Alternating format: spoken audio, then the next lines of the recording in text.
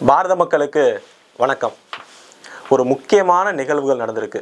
அது என்னன்னு பார்த்தீங்கன்னா, கடந்த ஒரு 4 மாதத்துக்கு முன்னாடி பாராளுமன்றத்தில் மோடி அவர்களே 56 இன்ச்சு இருக்குது அப்படின்னு சொன்னீங்களே, இப்போ அந்த 56 இன்ச்சு எங்கே இருக்குது? அடுத்தது நீங்கள் தான் பாரதத்தை விஸ்வகுருவாக மாற்ற போகிறீங்களா அப்படின்னு. இன்னொன்று ஓவைசி அவர் என்ன சொன்னார், உங்கள் மேலே அரபு தலைவர்கள்லாம் மிகுந்த மரியாதையும் மதிப்பும் வச்சுருக்காருன்னு சொன்னீங்களே, அதெல்லாம் எங்கே அப்படின்னு எதுக்கு தெரியுமா இது கேட்டாங்க. நம்ம பாரதத்தை சேர்ந்த 8 நேவி ஆஃபீஸர், முன்னாள் நேவி ஆஃபீஸரை கத்தார் அரசு கைது பண்ணி அவங்களுக்கு தூக்கு தண்டனை கொடுத்துச்சு. அப்போ பாராளுமன்றத்தில் இத்தனை கேள்விகளும் எதிர்க்கட்சிகள் நம்ம பாரத பிரதமரை நோக்கி கேட்டாங்க. இன்னைக்கு அந்த கேள்விகளுக்கு சத்தமே இல்லாமல், எப்போவுமே சத்தமே இல்லாமல் சாதிச்சுட்டு வர்றது தான் மோடி அவர்களோட ஒரு மிகப்பெரிய வெற்றினே சொல்லலாம். அப்படி இன்னைக்கு 8 பேருக்கும் தூக்கு தண்டனை ரத்து செஞ்சு தாயகம் திரும்பியிருக்காங்க. அதில் 7 பேர் தாயகம் திரும்பிட்டாங்க, இன்னும் ஒருத்தர் வரலை. இது எவ்வளோ பெரிய விஷயம் அப்படிங்கிறது நம்ம உற்று நோக்குவோம். அவங்க சொன்ன அந்த 3 கேள்விகள் என்ன, 56 இன்ச்சு 56 இன்ச்சு இல்லை 66 இன்ச்சு எனக்கு இருக்குன்னு நிரூபிச்சிட்டார். விஸ்வகுருவா, ஆமாம் நான் விஸ்வகுருவா தான் பாரதத்தை மாற்ற போகிறேன், அதுக்கு இந்த நிகழ்வு உதாரணம். இன்னொன்று ஓவைசி முக்கியமாக கேட்டது அரப் தலைவர்கள், அதுவும் அவர் எதுக்கு கேட்டார், முஸ்லீம் தலைவர்கள்லாம் அவங்க மேலே நம்பிக்கை வச்சுருக்காங்களா, ஏன்னா இங்கே அப்படி வெறுப்புணர்வு பண்ணுறீங்களே அப்படின்னு இன்டைரக்டாக கேட்டார். அதற்கு டைரெக்டாக பதில் சொல்லியிருக்காங்க கத்தார் அரசு.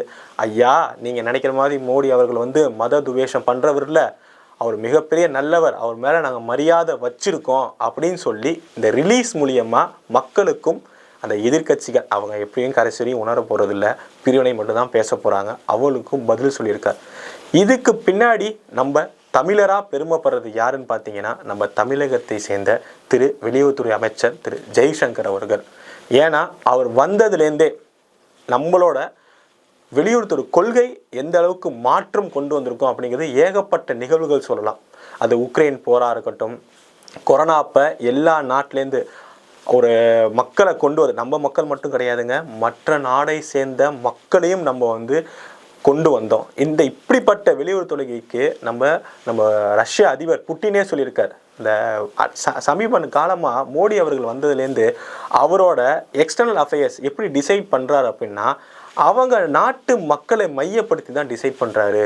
அது ரொம்ப பெரிய விஷயமா இருக்குது. இதை நான் எல்லா நாடும் கற்றுக்கணும் அப்படின்னு சொல்லி ஒரு பொது கூட்டத்தில் ஒரு டிஸ்கஷனில் புட்டின் அவரே சொல்லியிருக்கார். அப்படி தான் ஜெய்சங்கர் அவர்கள் வெளியுறவுத்துறை கொள்கையை முற்றிலுமாக மாற்றிருக்கார். ஏன்னா அந்த கொள்கைங்கிறதே வெஸ்டர்ன் என்ன சொல்கிறாங்களோ, ஒரு கைப்பாவையாக வெஸ்ட் என்ன சொல்லுதோ அதை மட்டும் செய்கிறது தான் இருந்த இன்னைக்கு பாரதம். வெஸ்ட்டு சொல்கிறது நீங்கள் பத்திரிகை எழுதுறதெல்லாம் எனக்கு கிடையாது, எங்கள் இது வேறு, எங்கள் மக்களோட நலன் வேறு, அதைப்படி தான் நடப்போம் அப்படின்னு சொல்லிட்டு உக்ரைன் ரஷ்யா போருக்குள்ள நம்ம எடுத்த டிசிஷனாக இருக்கட்டும், ஏகப்பட்ட விஷயத்துலையும் நம்ம வெஸ்ட்டுக்கு முரணாக செஞ்சும் அவங்களால எதுவும் செய்ய முடியல. இதுக்கு பின்னாடி கத்தார் அரசு எல்லாருக்கும் தெரியும், அவங்க பாகிஸ்தான் ஆதரவாளர்கள். எல்லா விஷயத்துலையும் அவங்க பாகிஸ்தானுக்கு தகுந்தாற் போல தான் முடிவுகள் எடுப்பாங்க. அப்படி இருந்து நம்ம இதில் கூட்டு வந்திருக்கோம். இல்லை முக்கியமான ஒன்று பார்க்கணும். சரி, மோடி அவர்கள் இப்படி கொண்டு வந்திருக்காரு, இது மிகப்பெரிய சாதனையா, அதுவும் இது முதல் தடவையா அப்படின்னு பார்த்தா அதுதாங்க கிடையாது. ஏன்னா மோடி அவர்கள் 2014 அவர் பதவி ஏற்கப்பயே நம்ம தமிழக மீனவர்களுக்கு இலங்கை அரசு இதே தூக்கு தண்டனை கொடுத்தது. அப்போ இதே மாதிரி மோடி அவர்கள் பதவி ஏற்ற உடனே இலங்கை அரசை ஒரே ஒரு ஃபோன் காலில் பேசின அடுத்த நொடியே அந்த தமிழக மீனவர்களுக்கு தூக்கு தண்டனையும் ரத்து செஞ்சு தாயகம் திரும்பினார்கள். இங்கே சட்டமன்றத்தில் அப்போ ஆளுங்கட்சி அவர்கள் பாராட்டே தெரிவிச்சிருந்தாங்க. அதில் நம்ம குறை சொல்லக்கூடாது. இது தாங்க வெளியுறவுத்துறை கொள்கை.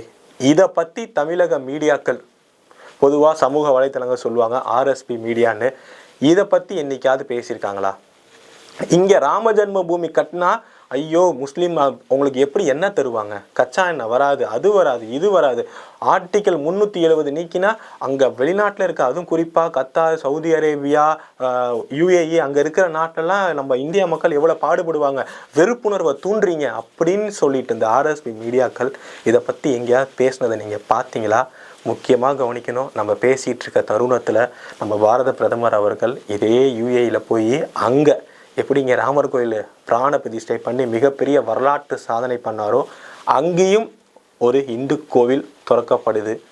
அங்கே இருக்கிற சிறுபான்மை, நீங்கள் சொல்கிற இங்கே சிறுபான்மை, அங்கே அரபு தலைவர்கள், குறிப்பாக முஸ்லீம் தலைவர்களுக்கு தெரியுது மோடி அவர்கள் எந்த அளவுக்கு எல்லா மதத்தையும் குறிப்பாக பாரத மக்களை நலன் சார்ந்து எப்படி நடந்துக்கிறாருங்கன்னு.